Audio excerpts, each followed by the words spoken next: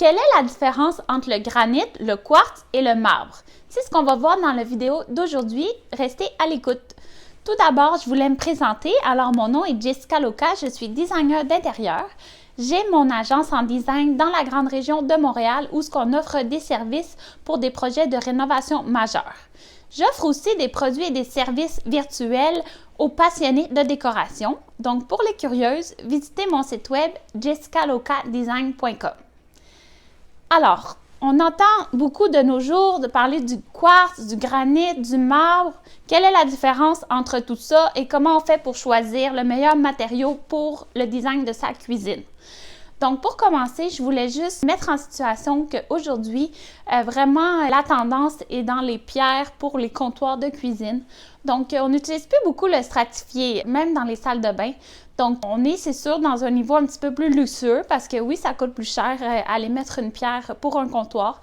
Donc, quelques mille. Alors, il faut prévoir ça dans sa rénovation de cuisine ou de salle de bain. Par contre, l'effet pour une pierre, c'est tout à fait très, très chic. Ça donne vraiment un fini haut de gamme, plus luxueux, dans un décor. Donc, c'est vraiment un must. Et il existe beaucoup de différentes qualités, différentes couleurs. Donc, vous pouvez choisir selon votre budget. Donc, une designer va pouvoir vous aider avec cela. Mais d'abord, je voulais vous expliquer c'est quoi la différence, pourquoi on choisit un granit ou un quartz. Donc, tout d'abord, le granit, je vous explique que c'est une pierre naturelle qui vient de différentes carrières au Québec, on en a plusieurs, mais aussi à l'étranger. Donc, c'est une pierre naturelle qu'on vient couper en tranches et qu'on vient polir pour créer des très beaux comptoirs. Puisque c'est une pierre naturelle, la couleur va beaucoup, beaucoup varier. Donc, je n'ai pas d'échantillon avec moi aujourd'hui pour vous présenter différents granites. Pour choisir son granit, on doit aller dans une salle de montre où vous allez voir les dalles complètes de la pierre et là, ça va être plus facile de faire votre choix. Par contre, le granit, c'est un look un petit peu plus chamoiré. Alors, c'est une pierre naturelle. Il y a beaucoup de veinage, de petits grains dedans. Donc, c'est une pierre qui est plus travaillée. Donc, il faut aimer le look pour aller vers un granit. L'autre chose importante à savoir, le granit, ça demande un petit peu d'entretien. Donc, c'est pas énorme, mais à chaque année, il faut appliquer un scellant sur la pierre. Donc, ça peut être un scellant mat ou un peu plus lustré selon votre besoin. Alors, il ne faut pas oublier de mettre le scellant à chaque année. C'est très important parce que sinon, la pierre est poreuse et si vous avez des saletés, ça peut venir tacher la pierre à la longue. Donc, faire attention. D'un autre côté, on a le quartz. Le quartz, c'est un amalgame de minéraux, de verre, de pierre et de mélange d'une résine. Donc, c'est une matière qui est créée à partir de matières naturelles. Alors, c'est beaucoup plus uniforme. C'est des dalles qui sont créées. Toutes les dalles sont pareilles. Donc, on a des collections de couleurs. Il y a vraiment différentes belles compagnies dans le quartz.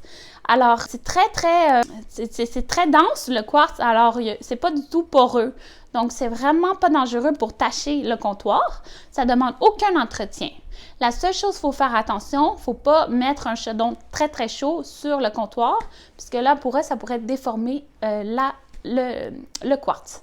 Donc, c'est la seule chose de faire attention, mais ce n'est pas une habitude normalement que vous faites. Alors, dans les quartz, je vous montre par exemple un exemple ici. Alors, un bel effet marbre très blanc, que ça ici, c'est un quartz. Donc, c'est la compagnie Caesarstone. Et donc, il y a différentes épaisseurs de quartz. On peut avoir du 3/4 ou d'un 1 pouce et quart. C'est sûr, le 1 pouce et quart, il va être un peu plus dispendieux, mais il va créer un look un petit peu plus massif, plus intéressant. Dans des looks très, très modernes et épurés, le 3/4, c'est un must. Par contre, ça donne un fini plus sophistiqué. Alors, le quartz, pourquoi on choisit le quartz ou le granit? Je vous dirais que c'est plus une question de look que de prix, parce que les prix sont similaires. Le quartz est un petit peu plus cher, mais rendu là, c'est plus vraiment pour une question de look. Ensuite, finalement, nous avons le marbre. Alors, qu'est-ce que le marbre? Le marbre, c'est aussi une pierre naturelle, de couleur grisâtre avec des veinages. Alors, c'est une sorte de pierre. Et le marbre, eh bien, c'est la matière la plus poreuse. Donc, en fait, le marbre, c'est pas du tout recommandé pour utiliser comme comptoir de cuisine.